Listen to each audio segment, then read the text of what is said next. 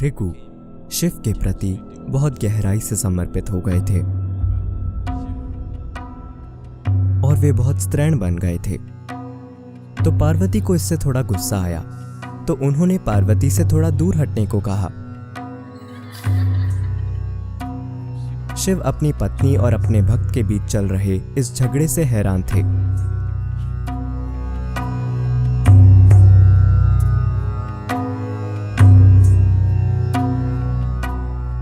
अगर आपको यह पहले से पता नहीं है कि योग परंपरा में शिव को भगवान की तरह नहीं बल्कि आदि योगी के रूप में देखा जाता है, इसका मतलब है कि वो पहले योगी हैं और आदि योगी यानी पहले गुरु भी हैं। और आज एक विज्ञान के रूप में योग, एक प्रणाली के रूप में योग, आंतरिक खुशहाली के लिए एक तकनीक के रूप में योग हमारे लिए सिर्फ नारीत्व के एक खेल के कारण उपलब्ध हुआ है। यानी पार्वती ने उन्हें सिखाने के लिए मजबूर किया था, उन्होंने खुद कभी ऐसा नहीं किया होता। तो क्योंकि वे प्रथम गुरु बने तो स्वाभाविक रूप से उनके शिष्यों और भक्तों का विकास हुआ। पहले 7 शिष्य जिनको उन्होंने योग सिखाया उन्हें सप्तऋषि कहते हैं। इन सप्तऋषियों में से पूरा दक्षिणी रहस्यवाद अगस्त्य मुनि से आया है। वे हमारे लिए सब कुछ हैं, क्योंकि जो कुछ भी हम जानते हैं वह उन्हीं से मिला है। वे खुद ही शिव के शिष्य थे। एक दूसरे शिष्य थे भृगु।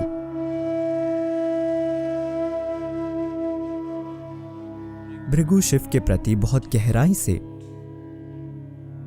समर्पित हो गए थे और वे बहुत स्त्रैण बन गए, क्योंकि भक्ति की प्रकृति स्त्रैण है। वे शिव के बहुत बड़े भक्त बन गए। तो हर दिन वो आते और वो 3 बार शिव की परिक्रमा करना चाहते थे, यानी वो 3 बार प्रदक्षिणा करना चाहते थे।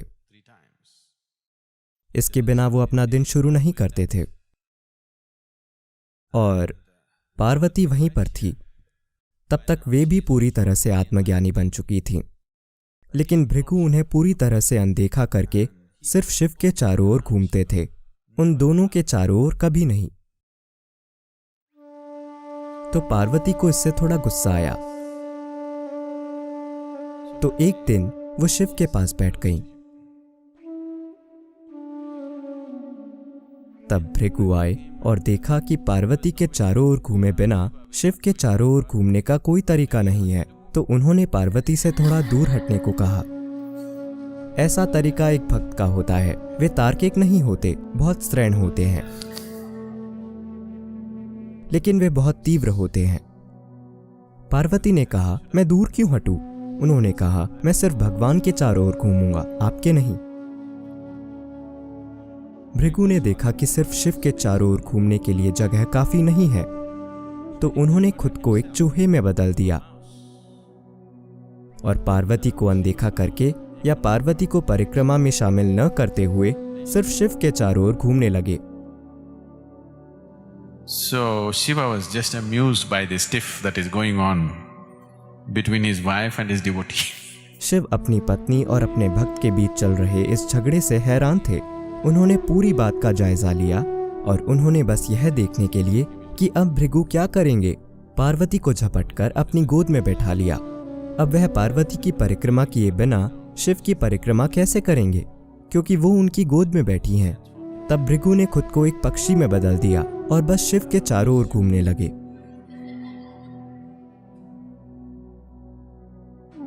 और शिव इस भक्ति से पूरी तरह से चकित थे। एक भक्त खुद को किस तरह अभिव्यक्त कर रहा है, इस बात से वे बहुत खुश थे और साथ ही हैरान भी थे कि इस भेदभाव के कारण पार्वती किस तरह परेशान हो रही हैं।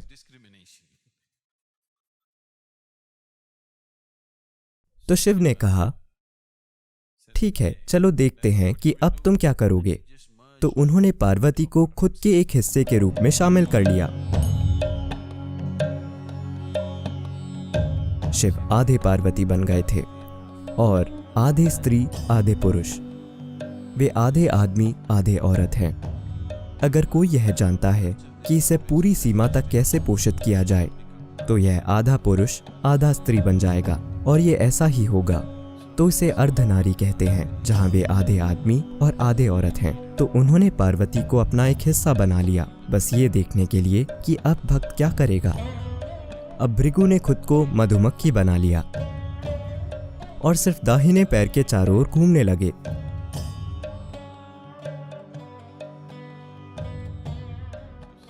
तो शिव और पार्वती दोनों हंसे और उन्होंने कहा, ये आदमी नहीं है, इनमें स्त्री प्रकृति बहुत ज्यादा है। वो जिस चीज के प्रति समर्पित हैं वही उनके लिए सब कुछ है, बाकी कोई चीज उनके लिए मायने नहीं रखती। तो वे बाएं पैर के चारों ओर जाने से इनकार करते हुए बस दाहिने पैर के चारों ओर घूमने लगे, क्योंकि बायां पैर पार्वती है। फिर भृगु की भक्ति का यह बचकाना तरीका मनोरंजक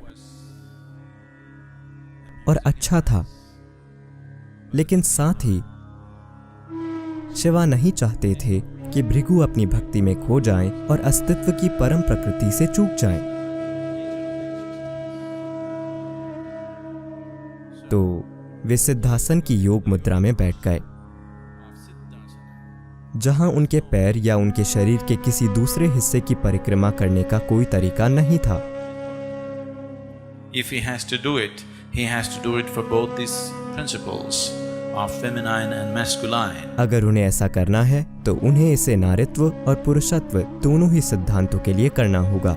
तो इसी तरह से यह शरीर ऐसा बन गया है कि यह आधा पुरुष और आधा स्त्री है, या पुरुषत्व और नारित्व बराबर अनुपात में है। अगर कोई व्यक्ति जानता है कि इसको कैसे पोषित करे, तो हर इंसान में दोनों पहलू पूरी तरह से सक्रिय और जीवंत रहेंगे। अगर हम अपने इन दो हिस्सों को बराबर तीव्रता से स्पंदित होने दें,